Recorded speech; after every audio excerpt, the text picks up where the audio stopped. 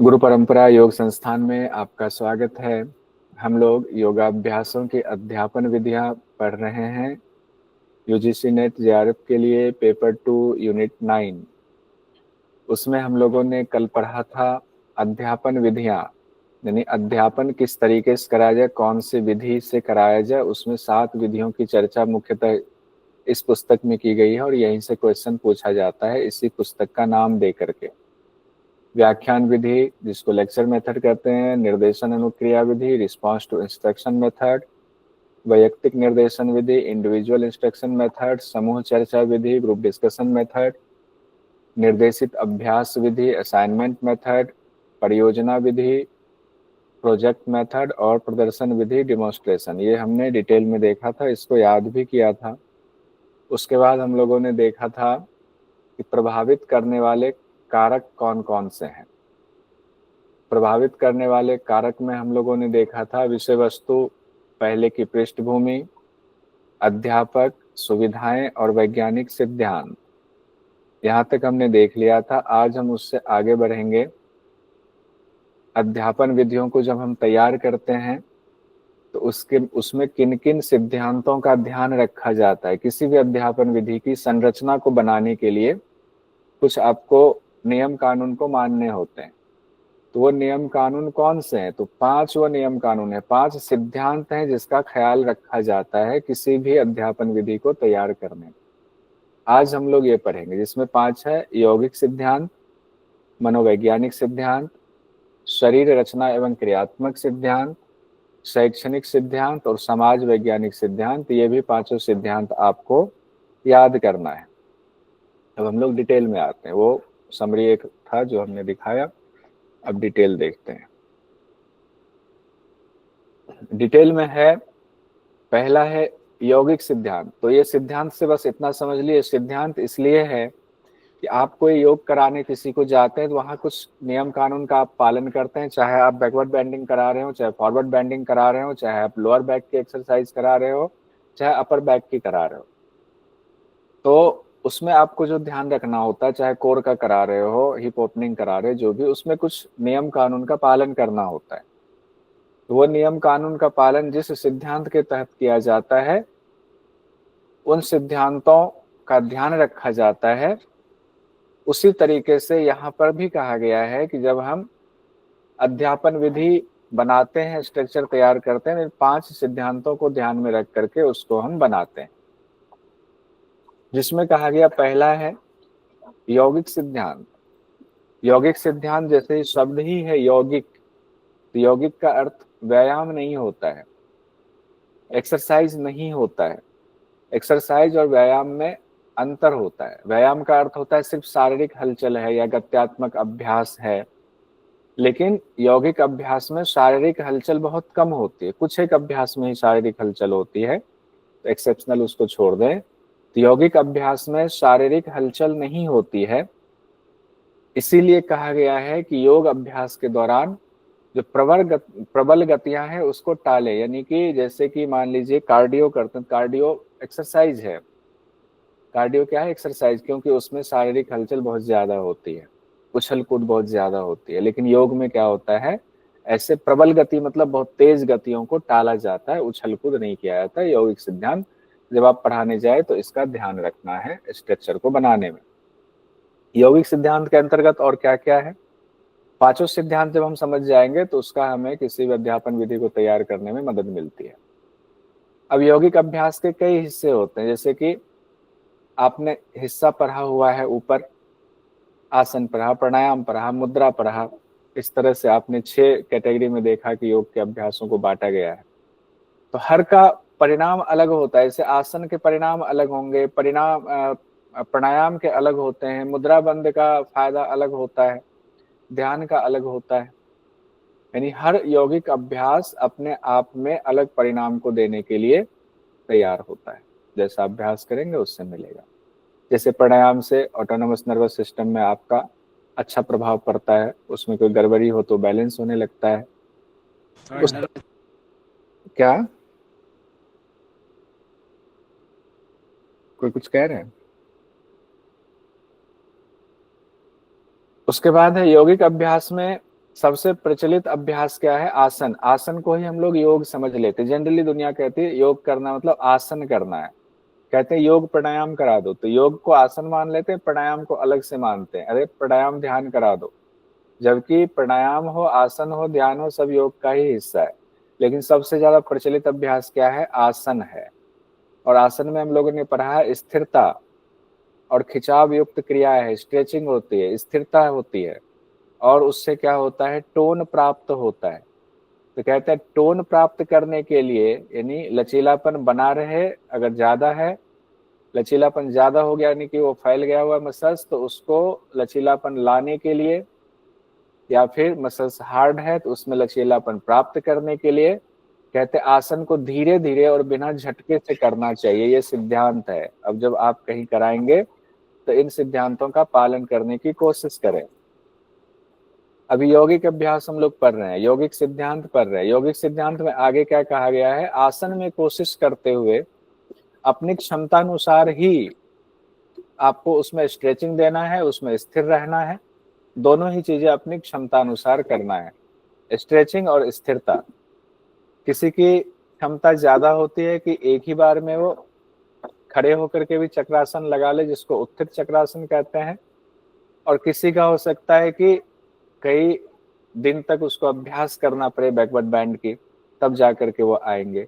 तो पहले वाले को देख करके अगर दूसरा वाला करेगा तो कमर में झटका आएगा, कमर में, रीढ़ की हड्डी में जख्म भी हो सकता है, डिस्क में प्रॉब्लम भी हो सकती है। तो अपनी क्षमता अनुसार कुछ समय रुकना चाहिए।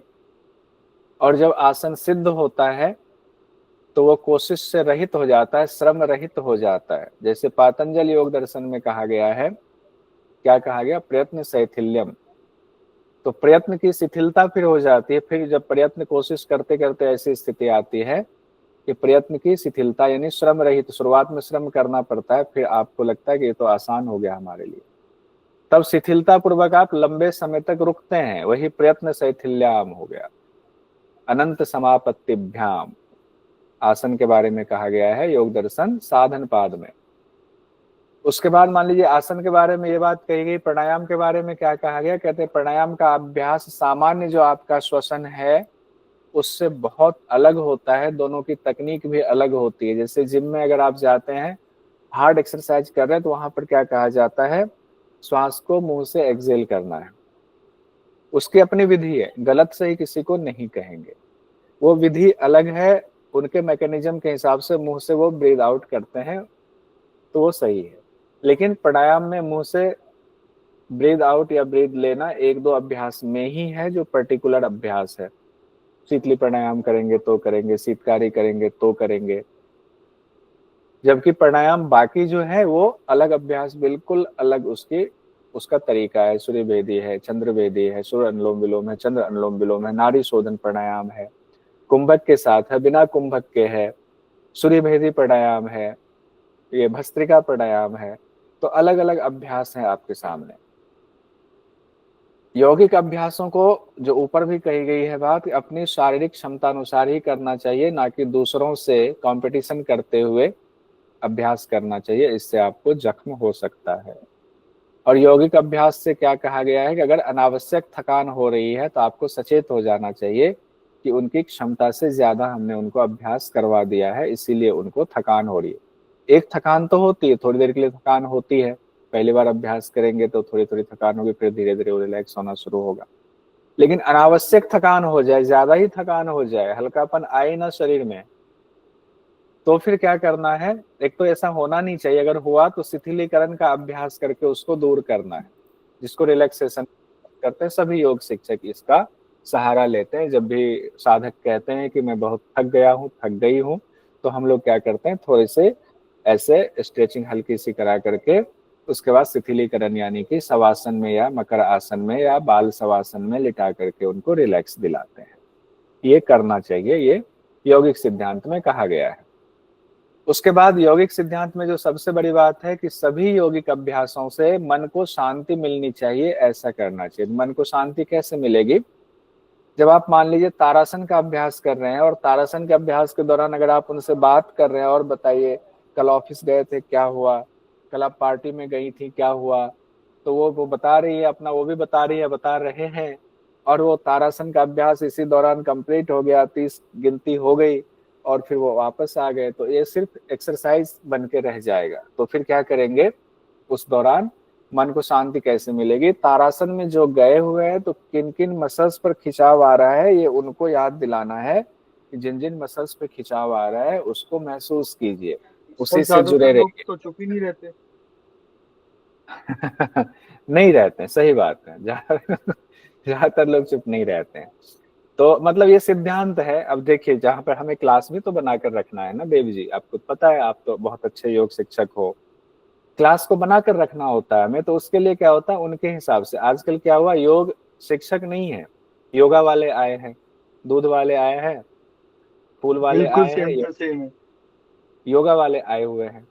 तो वहां पर आपको शिक्षक मान ही नहीं रहे, वो तो है कि आप उनको योगा बॉडी की वाले भी एक्सरसाइज नहीं कहते, करते हैं। योगा वाला आया है ऐसे कहते हैं। योगा वाला आया है, योगा वाला आया हुआ, होता है, ऐसा होता है।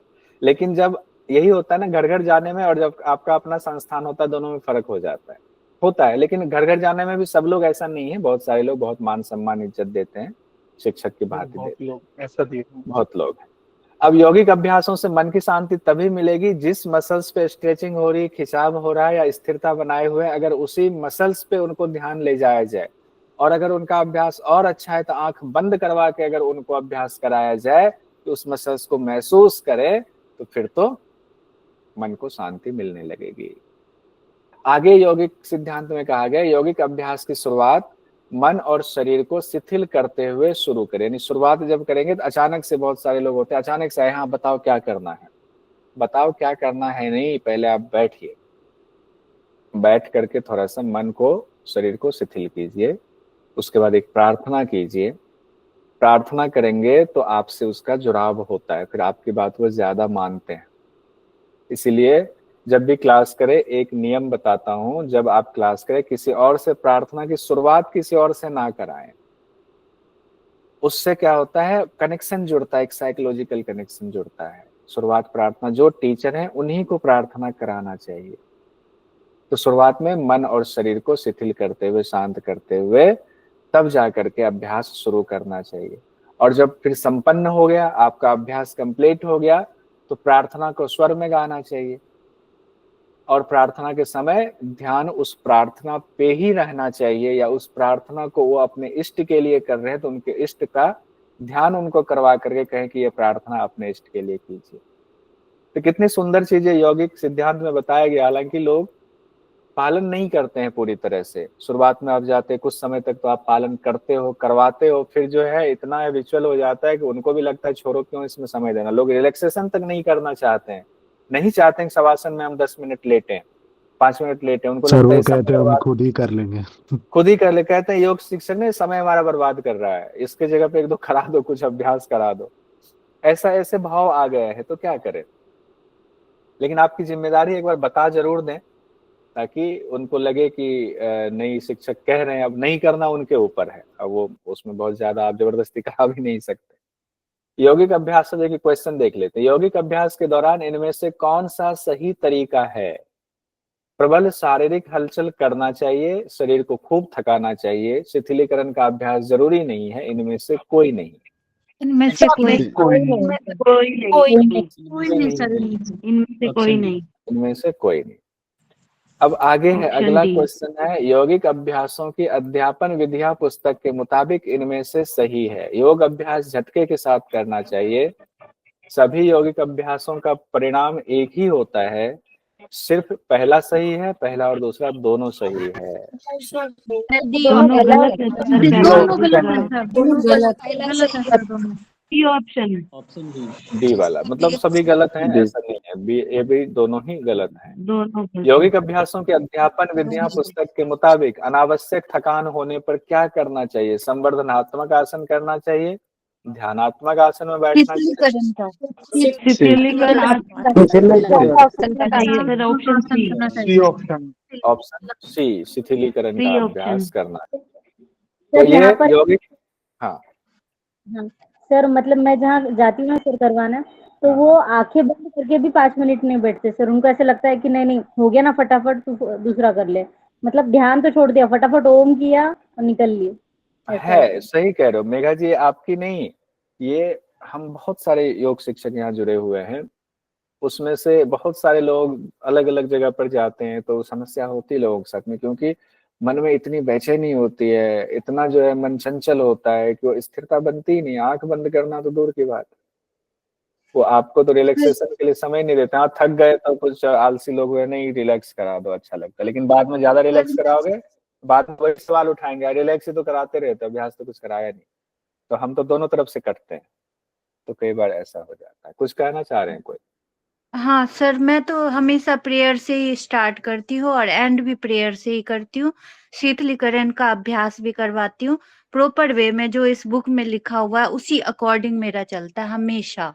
तो आप अपने घर पे अभ्यास कराते हैं, घर पे किसी के जाके नहीं, कराते स्कूल में भी करवाती हूँ और मेरा जो वो सेंटर है उसमें भी अगर करवाती हूँ टीचर्स वगैरह, तो उनको भी मैं इसी तरीके से करवाती हूँ। हैं? हाँ, तो आपकी स्थिति अलग है सरिता जी। क्या है कि छात्र तो आपकी बात मानेंगे, बहुत अच्छा है कि आप यौगिक सिद्धांत का पालन कर रही हैं, लेकिन जब आप किसी के घर जाते हैं ना, वहाँ थोड़ी सी मजबूरी हो जाती है, उनके हिसाब से आपको चलना पड़ता है।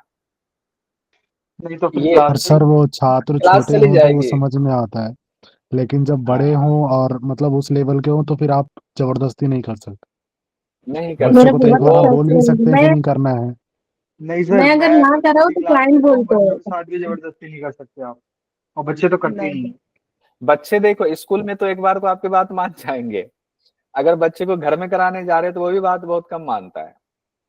और घर पे तो अगर बच्चे ने बोल दिया नहीं अच्छा नहीं करा रहे, हमें नहीं करना, हमें परेशानी हो रही है, हमें दिक्कत हो रही है, तो वो योगा टीचर को ही छुड़वा देंगे, सर जी छोड़ दो कोई बात नहीं, बच्चा है कोई नहीं, छोड़ रहे हैं, ऐसा भी होता है।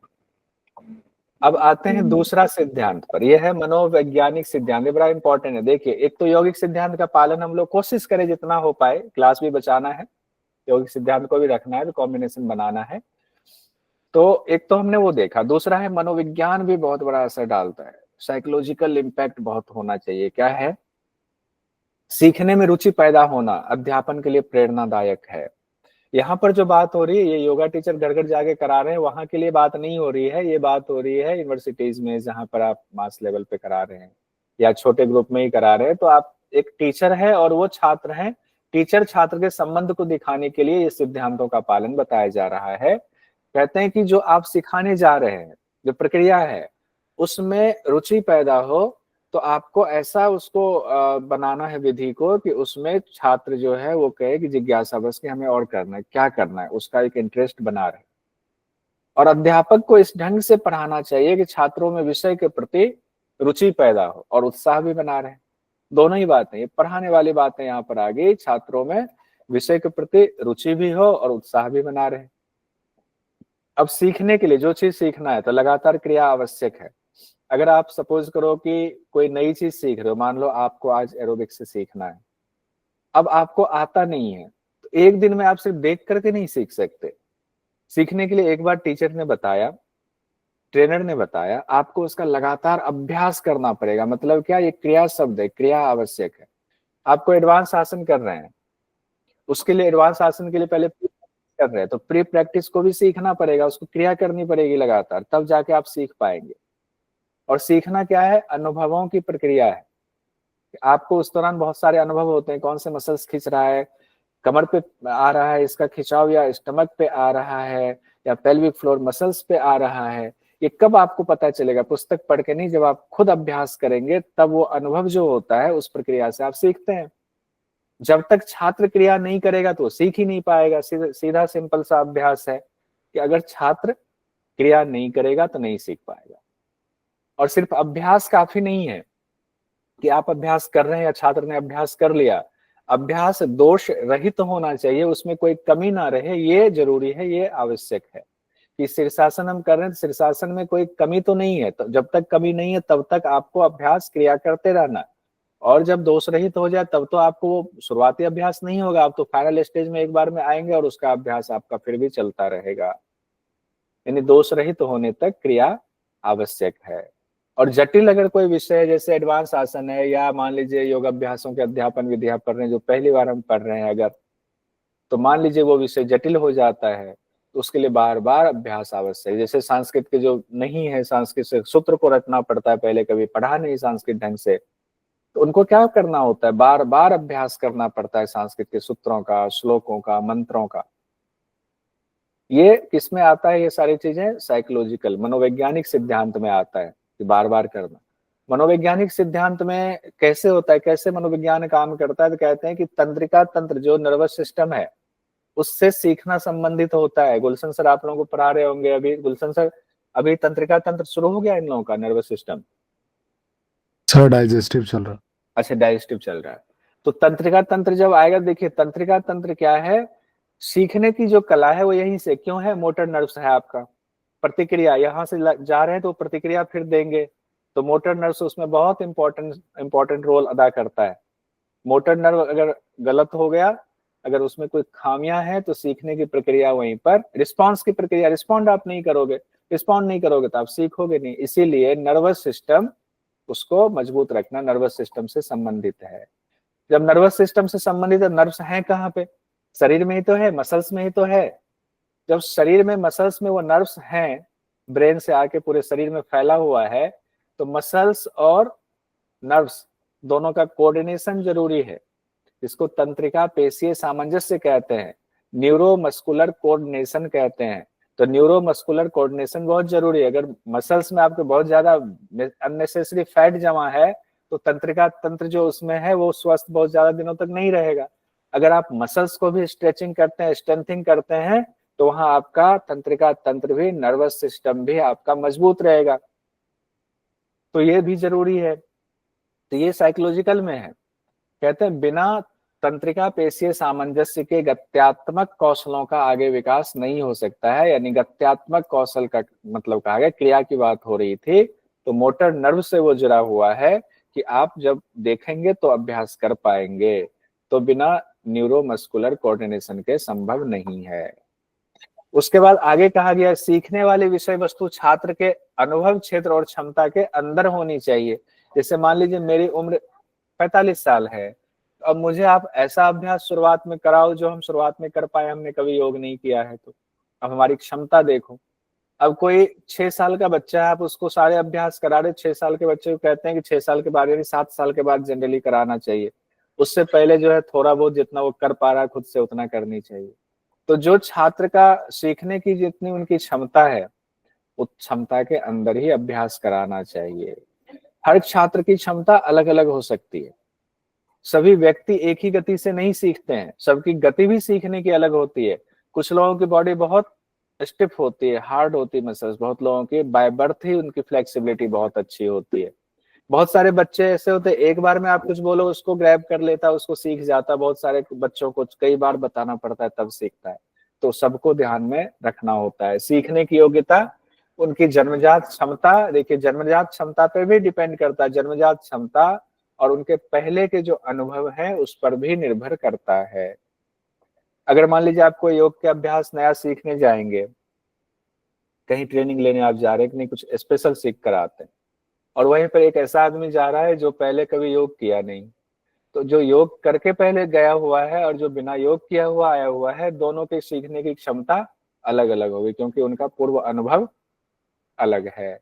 तो जो योग किया हुआ है वो योग वाली चीजों को बहुत जल्दी जल्दी ग्रैब करेगा, सीखेगा।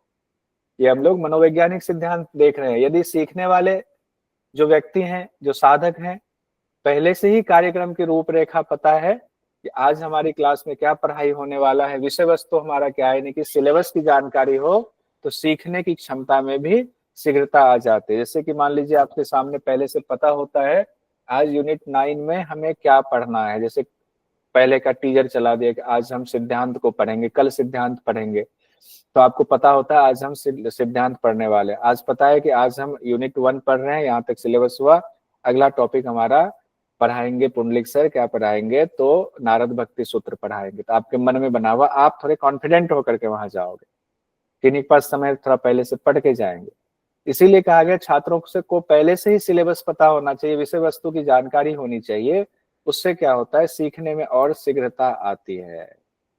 ये सब मनोवैज्ञानिक सिद्धांत में है। बार बार मनोवैज्ञानिक सिद्धांत क्यों याद दिला रहा हूं, तो एग्जाम में मान लीजिए यही दे दिया ये लाइन एक लाइन दे दिया और कहा कि ये किस सिद्धांत से संबंधित है, तो उसमें फिर गलत ना हो जाए। किसी यौगिक अभ्यास जो है विषय वस्तु के नियमित अभ्यास से जब सुख और संतोष मिलता है तो सीखने की प्रक्रिया में मददगार होता है।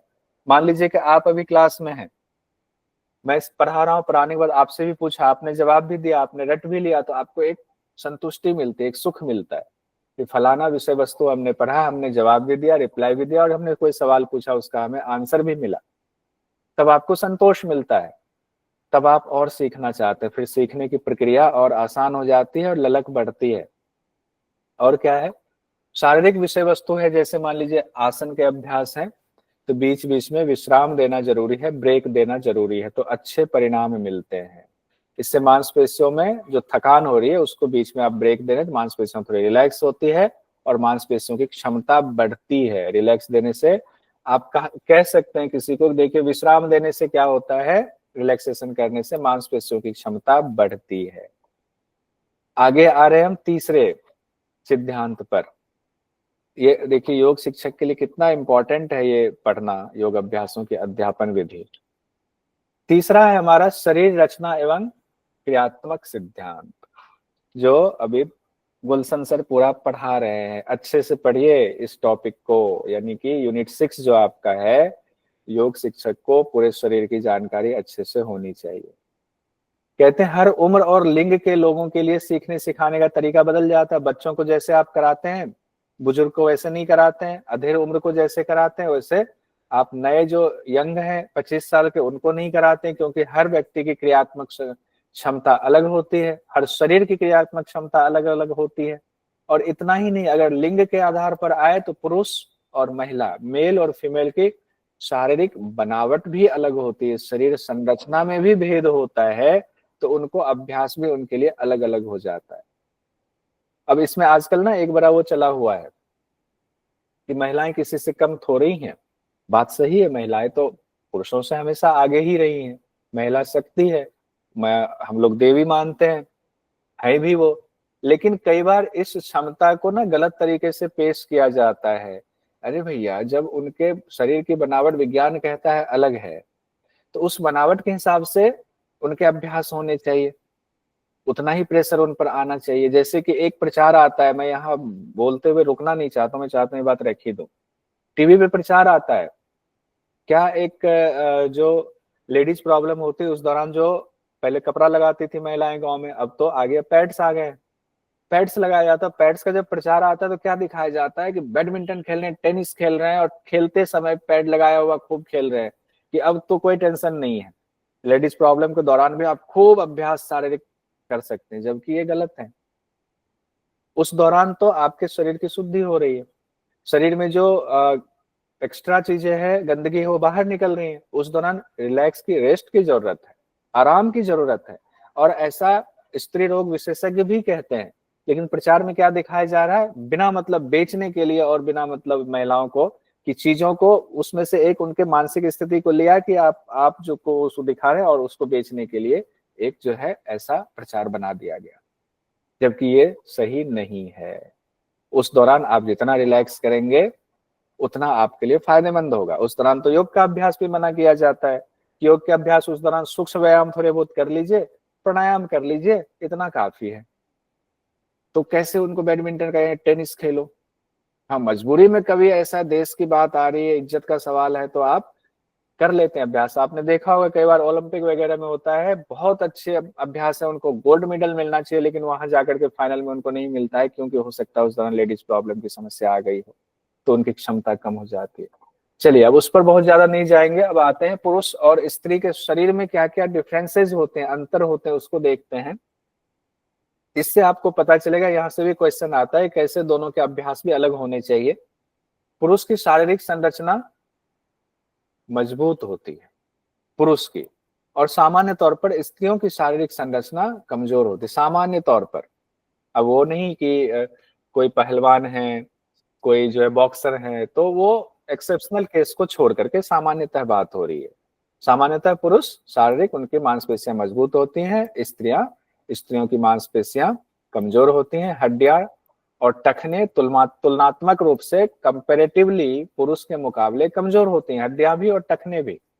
और देखिए ये बहुत इंपॉर्टेंट है, स्त्रियों में वसा उत्तक ज्यादा होते हैं, फैट टिश्यूज ज्यादा होते हैं पहले से, इसीलिए महिलाओं के जो है कमर से नीचे फैट बहुत ज्यादा जमता है, उनका वजन कमर से नीचे बढ़ता है।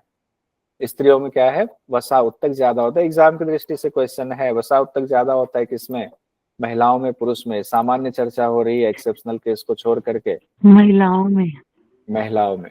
पेशियों का भार संपूर्ण शरीर के भार का 41.8% होता है पुरुषों में।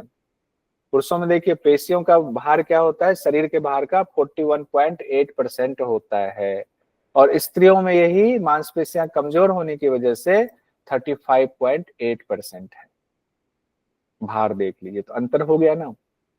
उसके बाद है वसा उत्तक ज्यादा होने की वजह से पेशीय कार्य क्षमता भी कम होती, फैट ज्यादा होने की वजह से। फ्लेक्सिबिलिटी तो महिलाओं की ज्यादा होती है जनरली पुरुषों के मुकाबले, फैट टिश्यूज के मुकाबले की वजह से, लेकिन फैट होने की वजह से उनकी कार्य क्षमता, इनकी मसल्स की कार्य क्षमता कम हो जाती है। उसके बाद कहा गया कोर मसल्स की बात है, पेट की भित्ति, पेट की कोर मसल्स जो है वो मजबूत होती किनकी, पुरुष की, विथ रिस्पेक्ट टू किनके, महिलाओं के। और महिलाओं के पेट की भित्ति सामान्यतः कमजोर होती है। तो नेचुरल है, क्यों है, उनको लेडीज प्रॉब्लम से हर महीने गुजरना है, उनको माँ बनना है, प्रसव है, गर्भपात वाली स्थिति कई बार होती है, प्रजनन की कई बार समस्याएं होती, सब स्टमक से जुड़े हुए, तो उनकी मांसपेशियां सामान्यतः कमजोर होती हैं। और उदर की मांसपेशियों में, स्टमक मसल्स में टोन जो है, लचीलापन जो है वो भी गड़बड़ाता रहता है, खराब होता रहता है, जनरली नष्ट हो जाता है कई बार। तो महिलाओं को ज्यादा अभ्यास की जरूरत है, आपको एकदम नियमित अभ्यास की जरूरत है। तो जितने बहनें अभी हैं यहाँ पर वो ध्यान रखें अपना, योग से पढ़ना नहीं है, करना भी है, आप आधार हो परिवार का। अब यहाँ पर आते हैं पुरुषों के लिए कहा गया शारीरिक बनावट में भी उनके जैसे कि वक्ष स्थल होता है, कमर का हिस्सा है चौड़ा होता है, महिलाओं की कमर थोड़ी पतली होती है, कमर पतली होती है। हिप्स वाला एरिया भले ही महिलाओं के फैट की वजह से बढ़ा होता है, लेकिन कमर पतली होती है। शारीरिक क्रिया पर इससे असर पड़ता है।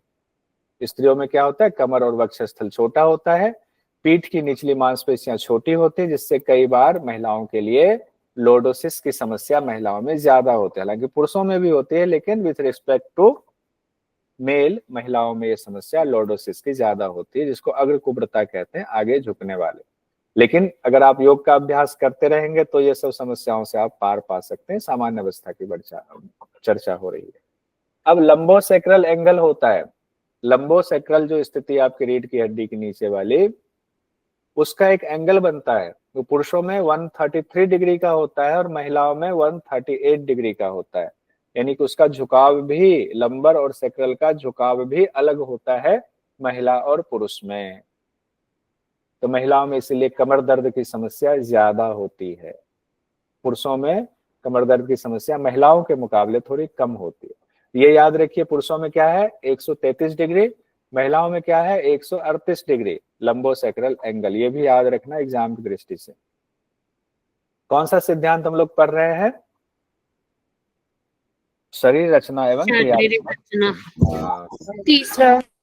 तीसरा पढ़ रहे हैं, जो शरीर रचना एवं शरीर क्रियात्मक सिद्धांत है। पेशी तान जिसको टोन कहते हैं, उसका शरीर के मसल्स पर बहुत असर पड़ता है, और उस वजह से जो वो क्रिया करता है उस पर भी उसका गहरा प्रभाव पड़ता है। अगर मसल्स टोन बेहतर है आपका तो आपकी ताकत क्षमता बढ़ जाती है। कहते पेशी तान एक पेशी तंतु का सतत संकोच है, मतलब संकोच मतलब स्प्रिंग वाली, संकोचन हटना, आना जाना। पेशी तान पेशी तंतु का सतत संकोच है। शब्द थोड़े से हार्ड है हिंदी के, लेकिन आप समझ गए, एक लचीलापन की बात हो रही है। ढीली पेशियों को ठीक करने के लिए आसनों का अभ्यास किया जाता है। जब पेशियों में लचीलापन मतलब वो फैल जाए, वो ढीला हो गया हुआ, तो उसको टाइट करने के लिए आसनों का अभ्यास किया जाता है। और उसके बाद शिथिलीकरण का भी अभ्यास महत्वपूर्ण स्थान निभाता है। आगे कहा गया पेट की मांसपेशियां पेट के अंगों को अपने स्थान पर बनाए रखने में महत्वपूर्ण भूमिका निभाते हैं। एनाटॉमी फिजियोलॉजी में पुंडलिक गुलशन सर आपको पढ़ा रहे होंगे कि मांसपेशियां और फैट भी शरीर के लिए जरूरी है, लेकिन लिमिट मात्रा में। क्यों कि मांसपेशियों ने क्या किया हुआ है, अगर वो मजबूत है मांसपेशियां, जितना टोन होना चाहिए, तो आपकी किडनी के लिए, आपकी छोटी आंत बड़ी आंत है, सबको सही जगह पर बनाए रखने के लिए जरूरी है मांसपेशियां, नहीं तो एक अंग इधर उधर प्रेशर ज्यादा पड़ना शुरू हो जाता है। कई बार आपके मांसपेशियां अंदर से फट जाती है, कमजोर होती है, तो कहते हैं क्या, हर्निया की समस्या हो गई, हर्निया हो जाता है, वो अंग जो है बाहर को निकल आता है। फिर डॉक्टर उसको ऑपरेट करके उसको मसल्स को चिपकाता है, उसमें पट्टी लगाता है, फिर ऑपरेट करता है। तो मांसपेशियां पेट के अंदर जितने अंग हैं उसको सही स्थान पर बनाए रखने में महत्वपूर्ण भूमिका निभाती है। इसमें फैट की भी अपनी भूमिका होती है। इसीलिए कहा गया पेट के पेशीय तान को बनाए रखना बहुत जरूरी है। लंबे समय तक अगर आप निष्क्रिय रहते हैं या बीमारी के दौरान आपका अभ्यास नहीं हो पाता, बिस्तर पर है, आप श्रम नहीं कर पाते हैं, तो आपकी पेशियां यानी कि मसल्स की, मांसपेशियों की कार्य क्षमता नष्ट हो जाती। कई बार आपने ये महसूस किया होगा कि आपने 1 महीने अभ्यास नहीं किया, थाइस मसल्स कमजोर हो गई। ऐसे में क्या करना चाहिए, श्रम युक्त यौगिक अभ्यास धीरे धीरे सावधानी पूर्वक बढ़ाना चाहिए। आप स्क्वाट्स वगैरह जिसको एक्सरसाइज में कहते हैं, इधर कुर्सी आसन कहते हैं, या आप वीरभद्रासन कहते हैं जिसको कि एक्सरसाइज में लंजेस बोलते हैं कि लंज कर रहे हैं, वो अलग अलग अभ्यास आपके होते हैं। योग में यौगिक अभ्यास ही कराए तो फिर से आपको पुनः पेशीय कार्य क्षमता प्राप्त हो जाती है यौगिक अभ्यास करने से। आगे क्या कहा गया, किसी खास पेशियों के कार्य करने पर थकान सिर्फ उस पेशी तक ही सीमित नहीं रहता है। अगर आप कोर मसल्स के लिए अभ्यास करा रहे हैं तो आप ये सोचें कि कोई भी अभ्यास ऐसा नहीं है जो सिर्फ कोर मसल्स तक उसका असर आएगा। हाँ, कोई अभ्यास करा रहे हैं कोर मसल्स तक उसका अभ्यास ज्यादा आएगा, लेकिन कोर मसल्स से जो जुड़ी हुई बाकी मांसपेशियां हैं उस पर भी अभ्यास का असर होता है, बाकी मसल्स पर भी थोड़ा बहुत असर पड़ता है। तो एक अगर आप बैक के लिए करा रहे हैं, पीठ की मांसपेशियों के लिए, तो उसका पेट पे भी थोड़ा असर आता है। थाइस के लिए करा रहे हैं तो उसका कोर पे भी थोड़ा आता है, कमर पे भी थोड़ा जाता है। तो जिसका मेन करा रहे हैं उस पर तो असर आता है, उससे जुड़ी हुई बाकी मांसपेशियों पर भी उसका असर होता है। इसीलिए कहा गया थकान दूर करने के लिए पूरे शरीर का शिथिलीकरण बेहतर तरीके से होना चाहिए। शरीर में संतुलन बनाए रखने के लिए मांसपेशियों के बीच कोऑर्डिनेशन बहुत जरूरी है। और एक क्वेश्चन आता है, कान में एक जो है अर्धचंद्राकार नली होती है, कान में एक अर्धचंद्राकार नली होती है, उसमें एक लिक्विड भरा होता है जिसको कहते हैं इंडोलिम्फ। इंडोलिम्फ उन नली में लिक्विड होती है, इंडोलिम्फ। वो क्या करता है, बैलेंस बनाने का काम करता है। कई बार चक्कर आता है, आदमी रहता है अरे चक्कर क्यों हो रहा है, शरीर का बैलेंस गड़बड़ हो रहा है, डॉक्टर के पास गए, डॉक्टर ने चेक कराया, पता चला कान में वो लिक्विड जो है उसमें कुछ इम्बैलेंस आ गया है, तो उसके लिए दवाई दे देते हैं। कहते हैं अरे इम्बैलेंस हो रहा था, कान की वजह से हो रहा है। जी, एग्जाम में आता है, ये भी आता है। अर्धचंद्राकार वो नली होती है, वो अर्धचंद्राकार नली क्या करती है, आपके बैलेंस को बनाए रखती है। और उस नली में कौन से लिक्विड होता है, द्रव्य होता है, इंडोलिम्फ होता है। वो शारीरिक संतुलन को बनाए रखने के लिए जिम्मेदार होता है। और शारीरिक संतुलन के लिए और क्या जरूरी है, आंखों का स्वस्थ रहना भी जरूरी है। अगर आंखें झलपल दिखेंगी तो गड्ढा नहीं दिखेगा, तो बैलेंस खराब होगा आपका। त्वचा पर जो आपके रिसेप्टर्स होते हैं जिसको संग्राहक कहते हैं, उनका भी स्वस्थ होना जरूरी है। आपके बॉडी में मांसपेशियों में जो लिगामेंट्स है जो जोड़े रखता है, उसका स्वस्थ होना भी जरूरी है। अगर लिगामेंट्स सही नहीं होंगे, टूट जाता है, तो कई बार देखते हैं बैलेंस बिगड़ने लगता है। ये सारी चीजें बहुत जरूरी है, तो योग का अभ्यास इसलिए जरूरी हो जाता है। कहते हैं किसी भी क्रिया में सरलता और दक्षता के लिए न्यूनतम ऊर्जा की खपत होनी चाहिए, यानी आदर्श स्थिति यही है। कोई अभ्यास अगर आप योग का अभ्यास कर रहे हैं तो ऊर्जा की खपत कम से कम योग के अभ्यास में होता है, और तभी आपको दक्षता आती है, तभी वो अभ्यास सरलता से आसानी से कंप्लीट होता है। इसको आदर्श स्थिति कहा गया है, यानी ऊर्जा की खपत न्यूनतम करने की बात कही जा रही है यौगिक अभ्यास में। तेज शारीरिक गतियों से अधिक ऊर्जा लगती है, तेज शारीरिक गति करेंगे अधिक ऊर्जा लगेगी तो थकान भी ज्यादा होगी। जबकि स्थिर क्रिया अगर करते हैं, आसन में रुकते हैं 30 सेकंड, 1 मिनट, 2 मिनट, तो उसमें कम ऊर्जा लगती है और मांसपेशियां मजबूत भी बहुत अच्छे से होती है। अब आगे आते हैं हम लोग कि तेज और गतिशील और झटका से जब हम अभ्यास करते हैं तो शरीर में गर्मी उत्पन्न होती है, जो कि यौगिक सिद्धांतों के खिलाफ है। इसका ध्यान रखेंगे, इस पर विचार करना चाहिए। तेज कर रहे हैं, गतिशील कर रहे हैं, झटके देकर कर रहे हैं, तो ये शरीर में गर्मी तो उत्पन्न होती है, पसीना भी आएगा, लेकिन यौगिक सिद्धांतों के खिलाफ है। आगे कहते हैं शरीर का गुरुत्वाकर्षण एक केंद्र होता है, ये महिलाओं में पुरुषों के मुकाबले नीचे होता है। गुरुत्वाकर्षण केंद्र होता है जो बैलेंस बनाने के लिए भी जरूरी होता है, ये महिलाओं में पुरुषों के मुकाबले थोड़ा नीचे होता है। इसीलिए स्थिरता और संतुलन वाले अभ्यास में इस तत्व को ध्यान में रखना चाहिए कि एक ही तरीके से महिलाओं का अभ्यास और पुरुषों को नहीं कराया जा सकता है बैलेंसिंग वाले अभ्यास में। 3 सिद्धांत हमने पढ़ लिया। चौथे सिद्धांत पर आते हैं जो है शैक्षणिक सिद्धांत। इससे बहुत सारे क्वेश्चन पूछे जाते हैं शैक्षणिक सिद्धांत से। शैक्षणिक सिद्धांत में क्या कहा गया है, रिसेप्टर्स होते हैं, यानी रिसेप्टर्स मतलब संग्राहक। जिसे अभी मैं बोल रहा हूं, आप रिसीव कर रहे हो, आपका क्या रिसीव कर रहा है, आपकी आंखें देख रही है स्क्रीन को, तो यहां से आप रिसीव कर रहे हो। आपकी कान के द्वारा आप सुन रहे हो, तो कान रिसीव कर रहा है, रिसेप्टर्स है। आंख और कान दोनों रिसेप्टर्स है। और अगर मान लो आप लिखने भी लग जाओ, बोलने भी लग जाओ, इसको मैं जब कई बार कहता हूं कि आप बोलो, तो वो भी आपको याद करने के लिए जरूरी होता है। यानी कि आपकी जो 5 सेंस ऑर्गन आपके हैं, आंख, कान, नाक, जीभ, त्वचा, वो आपके रिसेप्टर्स हैं। इसीलिए सीखने के दौरान जितना ज्यादा से ज्यादा रिसेप्टर्स को आप इन्वॉल्व करोगे पढ़ाई में, उतना ज्यादा आप अच्छे से सीख पाओगे, लर्निंग आपकी उतनी बेहतर होगी।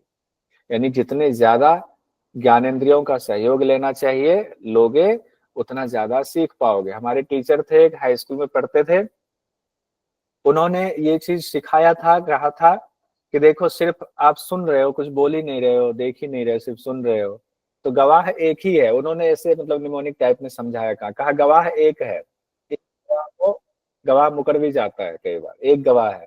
अगर आपने पढ़ा भी, मुंह से बोला भी, कान से सुना भी, आंख से देखा भी और लिख भी लिया आपने, मांसपेशियों उसमें त्वचा का भी आ गया, तो ज्यादा से ज्यादा आपने इंद्रियों को इन्वॉल्व किया, सेंस ऑर्गन्स को, तो ज्यादा गवाह हो गए आपके। अब वो चीजें ज्यादा समय तक आपके अंदर रहेंगी, ऐसे उन्होंने समझाया हुआ। तो ये यहाँ पर हम दिक्कत हो जाती है, हमें ये क्वेश्चन पूछा जाता है, शैक्षणिक सिद्धांत के अंतर्गत आता है, ये ध्यान रखेंगे। उसके बाद कहते हैं इन 5 में जो 5 जो हमारे रिसेप्टर्स हैं, जो सेंस ऑर्गन्स हैं, उसमें भी 2 का इस्तेमाल सबसे ज्यादा होता है। जैसे अभी आप 2 का इस्तेमाल बहुत देर से कर रहे हो, किसका, देखने का और सुनने का। तो दृश्य और श्रव्य साधन सबसे ज्यादा इंपॉर्टेंट रोल निभाता है आपके अधिगम के दौरान, आपके लर्निंग के दौरान। इसीलिए इसके ऊपर अलग से टॉपिक दिया गया है। और योग में जो है सीखने के दौरान मानसिक के साथ साथ शारीरिक पक्ष भी सक्रिय रूप से समाहित होता है। जब आप यौगिक अभ्यास कर रहे होते हो, सिर्फ वहां दृश्य और श्रव्य ही नहीं चलता, वहां तो सारे अभ्यास, सारे रिसेप्टर्स काम करते हैं। किसी शारीरिक अभ्यास को सीखते हैं जब आप, तो दृश्य और प्रदर्शन सबसे प्रभावशाली साधन होता है कि पहले आप देखते हो कि टीचर ने कौन सा अभ्यास किस तरीके से किया, फिर उसके बाद उसको प्रदर्शन करते हैं। तो देखना और प्रदर्शन करना ये प्रभावी साधन होता है, लेकिन यहाँ बाकी ज्ञानेंद्रियों की भूमिका कम नहीं होनी चाहिए। बाकी जो आपके रिसेप्टर्स हैं उसकी भूमिका को कम मत होने दीजिए। कोशिश कीजिए कि सारे रिसेप्टर्स का इस्तेमाल करने की कोशिश करें। यौगिक अभ्यास के शुरुआत में क्या होता है, बार बार आपको अभ्यास करना होता है। एक अभ्यास किया, बार बार उसकी प्रैक्टिस करनी होती है। ओवर लर्निंग उसको कहते हैं। ओवर लर्निंग भी जरूरी। ओवर लर्निंग का मतलब ये नहीं कि क्षमता से ज्यादा, यहाँ ओवर लर्निंग का अर्थ क्षमता से ज्यादा नहीं है। ओवर लर्निंग का अर्थ है बार बार अभ्यास करना, यानी कि एक बार टीचर ने करा दिया, 5 दिन उनकी छुट्टी हो गई तो आपने किया ही नहीं, उसको घर पे करना, इसको ओवर लर्निंग कहते हैं। तब क्या होता है, शुद्ध और निर्दोष अभ्यास होता है, यानी कि अब आपके अभ्यास में कमियां धीरे धीरे खत्म होंगी, उसमें शुद्धता आएंगे, वो परफेक्शन के साथ आप उस अभ्यास को कर पाएंगे। यानी गलती के साथ अब अभ्यास नहीं होगा, बिना गलती के आपका अभ्यास होगा। किस सिद्धांत के दौरान हम लोग ये पढ़ रहे हैं, चौथा सिद्धांत है, शैक्षणिक सिद्धांत के दौरान पढ़ रहे हैं। अब जब सीखने की प्रक्रिया चल रही, अधिगम मतलब होता है सीखना, लर्निंग, उस दौरान निर्देश का भी अहम रोल होता है। तो शैक्षणिक सिद्धांत में निर्देश भी आता है। निर्देश को 3 पार्ट में बांटा जाता है। एक होता है कि यौगिक कार्य के पहले निर्देश दिया जाए कि हम ये अभ्यास करने वाले हैं, तारासन का आज अब हम अभ्यास करने वाले हैं। तारासन से आपके कमर पे भी बहुत अच्छा असर आता है, स्ट्रेचिंग बहुत अच्छी होती है, पूरे बॉडी के मसल्स की स्ट्रेचिंग होती है। हमने पहले ये निर्देश दे दिया, फिर कहा कि सम स्थिति में होंगे, उसके बाद दोनों हाथ ऊपर उठाएंगे, लॉक करेंगे, पलट देंगे, या जो भी तरीका आपका अलग अलग योग संस्थान में थोड़ी बहुत चेंज होते हैं। पहले आपने कहा, अब आपने कहा कि अब देखो हम अभ्यास करके दिखाते हैं। तो पहला तो हुआ जो आपका निर्देशन है, या निर्देश शब्द की बात आ रही है। निर्देश तो पहले हुआ कि यौगिक अभ्यास करने से पहले निर्देश दे दिया। दूसरा होता है कि यौगिक कार्य करते समय यानी कर भी रहे हैं और निर्देश भी दे रहे हैं, साथ साथ चल रहा है। और कई में होता है कि पहले देख लो हम कैसे कर रहे हैं, पहले हमने दिखा दिया और लास्ट में हमने निर्देश दिया। तो ये 3 प्रक्रिया यहाँ पर चलती है। आगे कहते हैं शैक्षणिक सिद्धांत में कि यौगिक अभ्यास के दौरान क्या करना चाहिए, क्या नहीं करना चाहिए, किसको अभ्यास करना चाहिए, किसको नहीं करना चाहिए, इसका स्पष्ट निर्देश देना चाहिए, तभी आपका वो अभ्यास उत्तम माना जाएगा, बेहतर माना जाएगा। इस दौरान ऐसे मत करना, ऐसा नहीं करना चाहिए, इनको नहीं अभ्यास करना चाहिए, इनको नहीं करना चाहिए। हाई बीपी है तो भस्त्रिका मत करो। अब आप कपालभाति का अभ्यास कर रहे हैं तो कमर में दर्द की शिकायत है, स्लिप डिस्क है, तो कपालभाति नहीं करेंगे, तो आपको कपालभाति नहीं करना है। तो इस तरह से आपको अभ्यास का ध्यान रखना चाहिए। और अभ्यास के करेक्शन के दौरान भी कई चीजें कही जाती हैं कि अगर आप उत्तान पादासन कर रहे हैं तो कमर को कोशिश करें कि जमीन से चिपकी रहे, तो अच्छी बात है। जमीन से जितना चिपका कर रखेंगे कमर पे उतना कम आपको असर आएगा, झटका नहीं आएगा। तो क्या करना चाहिए, क्या नहीं करना चाहिए, ये निर्देश भी होना चाहिए। अभ्यास के लिए पर्याप्त समय दिया जाना चाहिए, नहीं कि जल्दी जल्दी में कर रहे हैं, तभी लर्निंग यानी अधिगम प्रभावी होता है। पर्याप्त समय दीजिए। सामूहिक कक्षा के दौरान जब आप ग्रुप कक्षा ले रहे हैं तो अभ्यास को 2 भागों में बांटना चाहिए, एक अनौपचारिक अभ्यास, एक पर्यवेक्षित अभ्यास। इसका क्या अर्थ होता है? आप क्लास ले रहे हैं तो उसको 2 भाग में उस पूरे क्लास को डिवाइड कीजिए। 2 भाग का मतलब छात्रों का 2 डिवीजन नहीं करना है। आपके अभ्यास का तरीका, यहाँ 2 तरीके की बात हो रही है। एक अनौपचारिक अभ्यास है। अनौपचारिक अभ्यास में क्या है कि आपने समय दिया, आपने तारासन किया और सबको कहा कि चलो तारासन का अभ्यास 2 मिनट तक अपने अपने हिसाब से करो, सबने कर लिया। उसमें रिदम हो सकता है, कोई पहले कर रहा है, कोई बाद में कर रहा है, वो अनौपचारिक अभ्यास में आ जाएगा। कहते हैं उसको, एक तो फॉर्मल हो गया, एक अनफॉर्मल अभ्यास हो गया। अब फॉर्मल जो होगा उसमें कहा जाएगा पर्यवेक्षित अभ्यास, उसको नाम दिया गया है। उसमें क्या होगा, अब एक साथ सबको अभ्यास कराया जाएगा और उसमें टीचर जो है वो देखेंगे कहाँ किसमें क्या कमी आ रही है। तो इस तरह से अभ्यास ग्रुप में कराया जाता है। पहले प्रैक्टिस कर लो, फिर चलो एक साथ करते हैं, फिर हम उस पर गौर फरमाएंगे कि कहाँ कमी रह रही है। उसके बाद इंपॉर्टेंट जो पॉइंट है इसमें कहते हैं सीखने के दौरान, यानी ये शैक्षणिक अभ्यास में है, प्रगमन का सिद्धांत, यहाँ से क्वेश्चन बहुत पूछा जाता है। प्रगमन का सिद्धांत क्या है? तो प्रगमन के सिद्धांत 2 लाइन में प्रगमन का सिद्धांत आप शॉर्ट में जानिए। किसी क्रिया को सरल से जटिल की ओर ले जाना पहला है, ज्ञात से अज्ञात की ओर ले जाना ये दूसरा सिद्धांत। 2 सिद्धांत प्रगमन के सिद्धांत में आता है, सरल से जटिल की ओर, ज्ञात से अज्ञात की ओर। क्या है? सरल से जटिल की ओर। माइक बंद है, सब लोग बोल जाइए। सरल से जटिल की ओर जाना है, ज्ञात से अज्ञात की ओर जाना है। अब सरल से जटिल क्या है, ज्ञात से अज्ञात क्या है? सरल से जटिल हुआ कि पहले जो हल्की चीजें हैं उस अभ्यास को कराइए। जैसे मयूरासन कराएंगे तो पहले हंसासन करा दीजिए, हंसासन करेंगे तो फिर मयूरासन में आसानी होगी, पहले तारासन करा दीजिए। तारासन के बाद कोई उससे भारी वाला आसन कराएंगे। जैसे हमने पूछा अभ्यास में कि आपको कौन कौन सा अभ्यास आता है? हाँ आता है, तारासन आता है, तिलक तारासन आता है और वृक्षासन आता है, चलिए ये कर लेते हैं। सरल यार उनका क्या हुआ, उनकी जिज्ञासा बढ़ी, अच्छे से कर लिया, बहुत बढ़िया। अब थोड़े से जटिल अभ्यास करा देंगे उनको, समकोण आसन करा देंगे जो पहले से नहीं कर रहे हैं उनको, जो है कोई और संतुलन वाला ऐसा आसन कराएंगे जटिल वाला, यानी पहले सरल फिर जटिल की ओर जाएंगे। और ज्ञात से अज्ञात में क्या होता है, जो जानकारी आपको है पहले वो सवाल वो पता है, फिर जो अज्ञात है उसकी ओर ले जाए, कि जो चीज आप जानते हैं उसको पहले बताया जाए, उससे इंटरेस्ट बनता है, फिर जो चीज नहीं जानते हैं उससे जोड़ते हुए उस चीज को बताया जाए। ज्ञात से अज्ञात दोनों में फर्क होता है, थियोरी और प्रैक्टिकल दोनों में इस सिद्धांत का पालन किया जाता है। ये सिद्धांत, इस सिद्धांत से होता क्या है, ये सिद्धांत किस पर टिका है? तो न्यूरोमस्कुलर पर टिका हुआ है, यानी कि आपके मसल्स और उसमें जो न्यूरॉन्स हैं, यानी जो नर्वस सिस्टम है उससे संबंधित है, उसके आधार पर टिका हुआ है। तो कहते हैं जटिल अभ्यास सीखने के लिए सबसे पहले उसके मुताबिक योग्यता और बैकग्राउंड का होना जरूरी है। जटिल अभ्यास कर रहे हैं, आपके शरीर की योग्यता है या नहीं। अब आगे है गतिशील क्रियाओं को सीखने के लिए, गति क्रियाओं को सीखने के लिए क्या चाहिए, क्या एलिजिबिलिटी होनी चाहिए।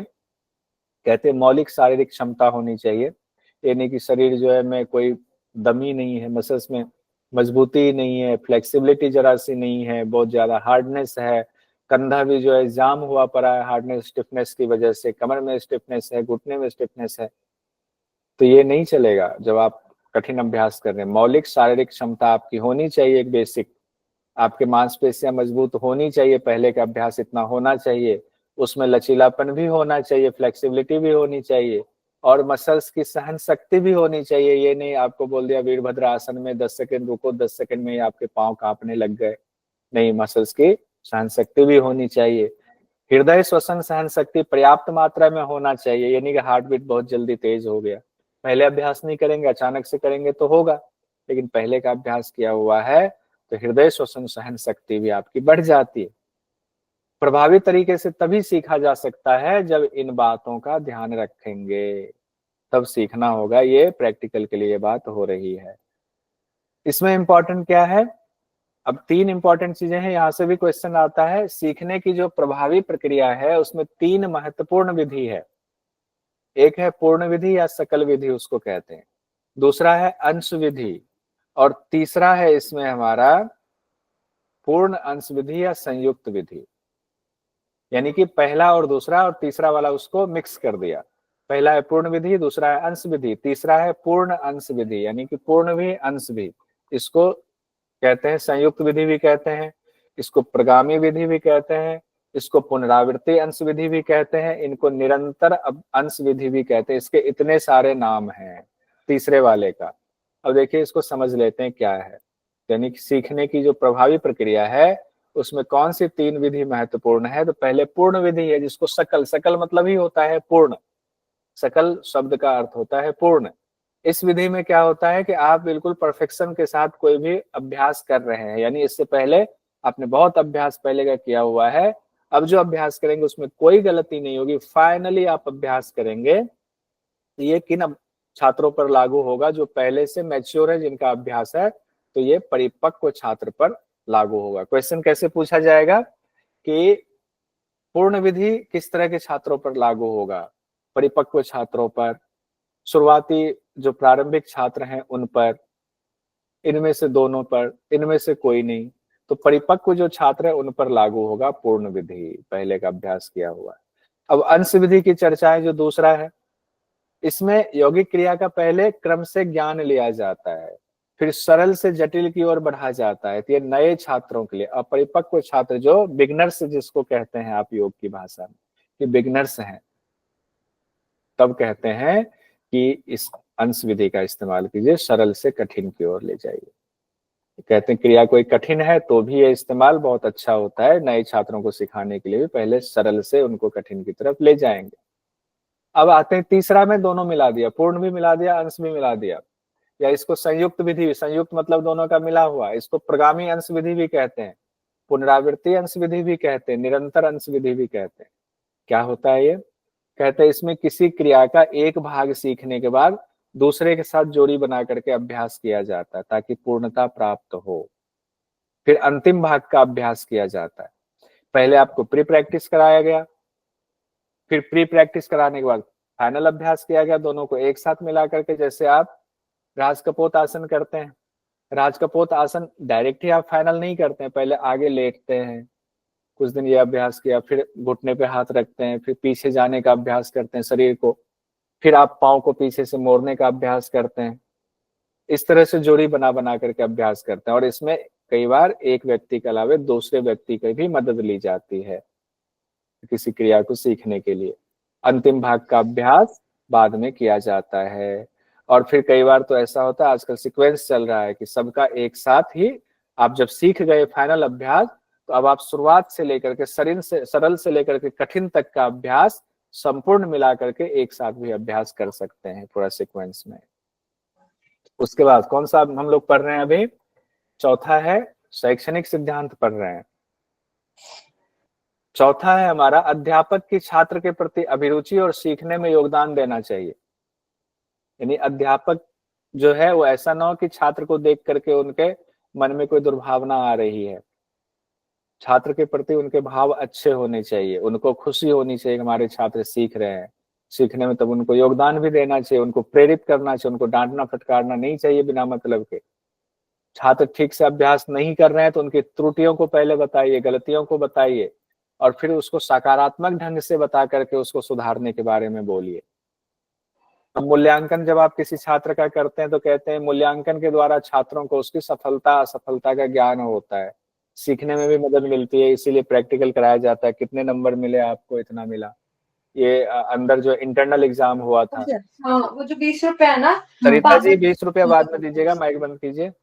तो क्या होता है, जो इंटरनल एग्जाम होता है, इंटरनल एग्जाम में आपको ये पता चलता है हमारा इसमें मार्क्स कम आया, यहाँ हमें मेहनत करने की जरूरत है, सीखने की और ज्यादा जरूरत है। त्रुटियों को सुधारा जाना चाहिए, लेकिन एक ही समय में बहुत अधिक त्रुटियों को नहीं सुधारा जा सकता है। कोई छात्र कर रहे हैं उसमें 10 गलतियां, पहले एक एक करके गलतियां, 2 गलतियां सुधारिए, फिर तीसरा, फिर चौथा, ऐसे सुधारना है। फिर उसके अभ्यास में त्रुटियां हैं तो एक एक करके सुधारेंगे। अध्यापक को सबसे पहले बड़ी गलतियों को सुधारना चाहिए। देखिए ये भी इम्पोर्टेंट है, सबसे पहले जो बड़ी गलतियां हैं उसका करेक्शन कराएंगे, छोटी छोटी गलतियों को उसके बाद करेक्शन कराएंगे। सकारात्मक सुधारों द्वारा ही अशुद्धियों को दूर किया जा सकता है, ये नहीं कि निगेटिव डांट करके फटकार करके उनको हतोत्साहित करके नहीं। छात्रों को किसी भी यौगिक क्रिया से संबंधित प्रश्न पूछने, उन्हें अपनी समस्याओं को बताने के लिए प्रेरित करते रहना चाहिए कि बताओ कोई समस्या तो नहीं, इससे संबंधित कोई सवाल तो नहीं। मामूली प्रश्न अगर किसी ने पूछ दिया तो उनको डांटेंगे नहीं, तुम्हें इतना भी पता नहीं है, पता चला सारे लोग मजाक उड़ाने लगे, हंसने लगे।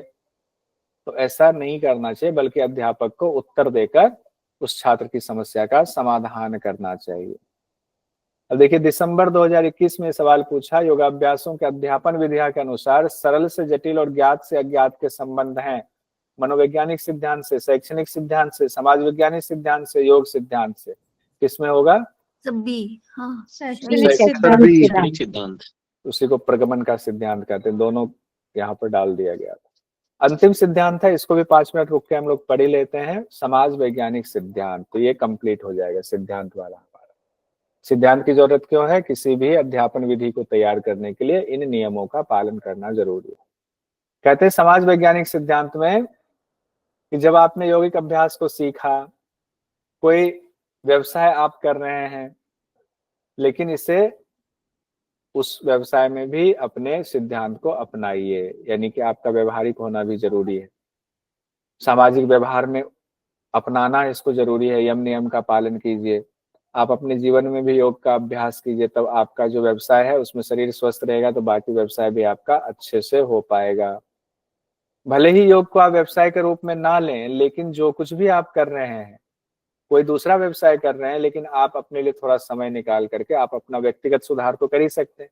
जब आपका व्यक्तित्व सुधरा रहेगा तो आपके बाकी कामों पर भी उसका असर साफ साफ दिखता है और समाज में आप सकारात्मक योगदान दे पाएंगे, कंस्ट्रक्टिव योगदान दे पाएंगे, ना कि आप नकारात्मक डिस्ट्रक्टिव योगदान देंगे। अपने स्वास्थ्य की रक्षा करेंगे तो आपके परिवार की भी रक्षा होगी, इसीलिए समाज वैज्ञानिक सिद्धांत भी जरूरी है। जीवन में सुख प्रदान करने वाले होते हैं ये समाज वैज्ञानिक सिद्धांत की बात आ रही है। क्वेश्चन देखिए, जून 2024 में पूछा गया, सूची 1 और सूची 2 को सुमेलित कीजिए। शिक्षण के सिद्धांत एक तरफ है, दूसरी तरफ अभिलक्षण है। तो यौगिक सिद्धांत से कौन सा इसमें आएगा? दूसरे तरफ का देखिए, यौगिक लक्षण कौन सा आएगा? सभी प्रबल संचलनों को परिहार करना चाहिए, यौगिक सिद्धांत में आएगा।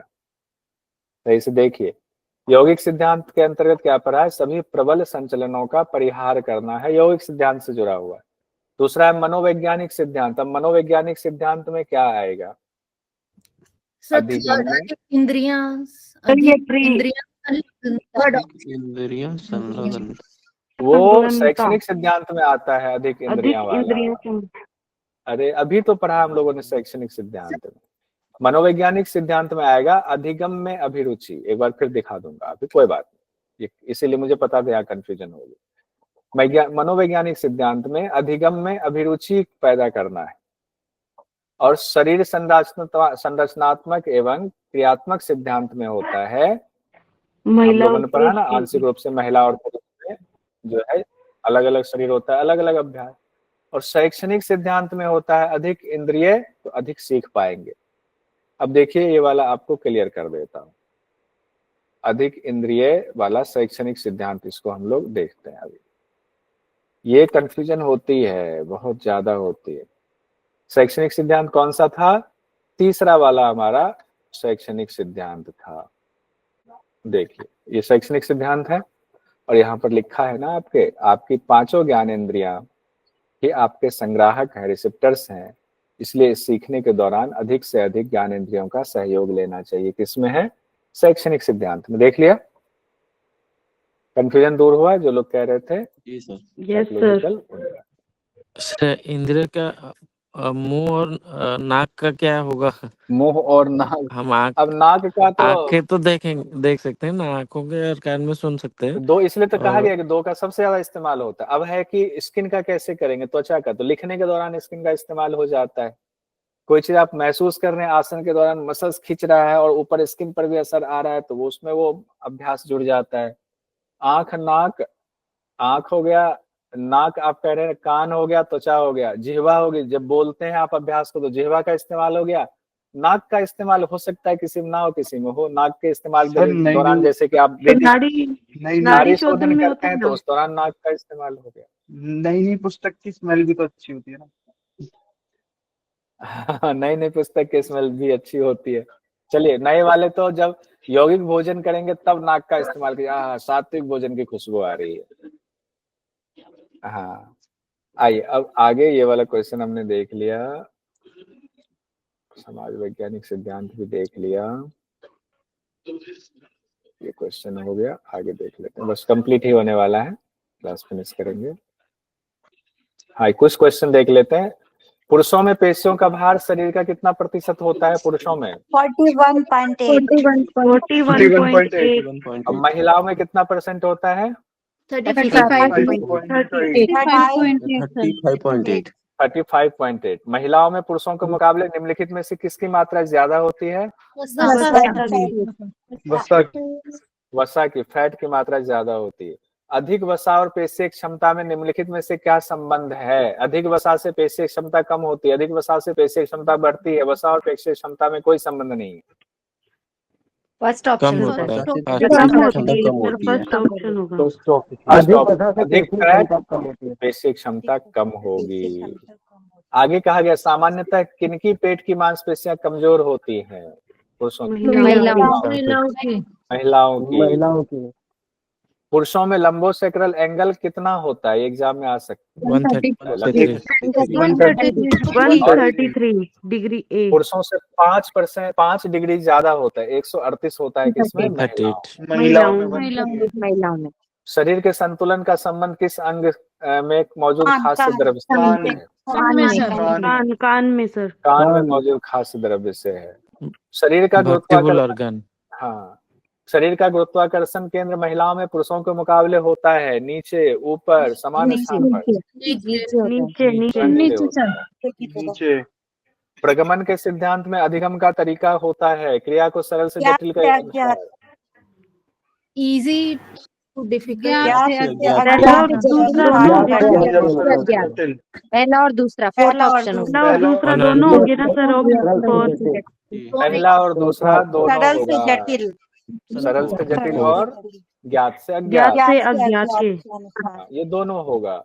ये जो टीचिंग एप्टीट्यूड है ना, उसमें भी पढ़ाए जाते हैं। टीचिंग एप्टीट्यूड का बेसिकली जितने टीचर्स होते हैं सबको ये जानकारी होती है। सर उसका ऑप्शन ना देखकर एक मार देने से भूल हो जाए। हाँ, मैं तो बार बार कहता, सही कह रहे रामवल्लभ जी कि पूरा क्वेश्चन पढ़िए, ऑप्शन भी पूरा देखिए, तो गड़बड़ हो जाएगा। नए और अपरिपक्व छात्रों के लिए कौन सी विधि उपयुक्त मानी जाती है? इसमें से अंश विधि। नए और अपरिपक्व के लिए अंश विधि, और परिपक्व के लिए क्या होता है? सकल विधि। सकल विधि किस तरह के छात्रों के लिए उपयुक्त है? परिपक्व छात्रों के लिए उपयुक्त। एक अच्छे शिक्षक के गुण हैं, हल्के सवाल पूछने पर छात्रों को डांटना चाहिए, हल्के सवाल पूछने पर छात्र का मजाक उड़ाना चाहिए, कमियों को सकारात्मक तरीके से बताना चाहिए, एक ही समय में सारी त्रुटियां नहीं सुधारनी। फर्स्ट ऑफ ऑल सकारात्मक थर्ड और फोर्थ थर्ड और फोर्थ होगा, तो थर्ड फोर्थ किसमें है? चौथा वाला ऑप्शन सही है, ये वाला ऑप्शन सही।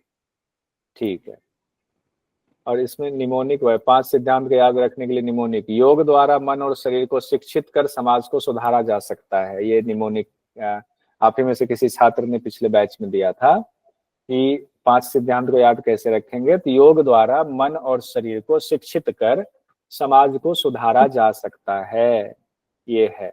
और 7 विधियों को याद करने का तरीका था, व्याख्या निर्देशन, व्यक्ति और समूह को निर्देशित कर परियोजना का प्रदर्शन करें। ये दोनों ग्रुप में डाल दूंगा, वैसे तो नोट्स मिल ही गया हुआ है आप लोगों को, तो दोनों निमोनिक देख लीजिएगा, अच्छा रहेगा। अब अगला जो हम लोगों का अगली क्लास हम लोगों की होगी वो है क्लासरूम मैनेजमेंट की, कक्षा प्रबंधन की, क्लास मैनेजमेंट। यहाँ से हम लोग परसों पढ़ेंगे।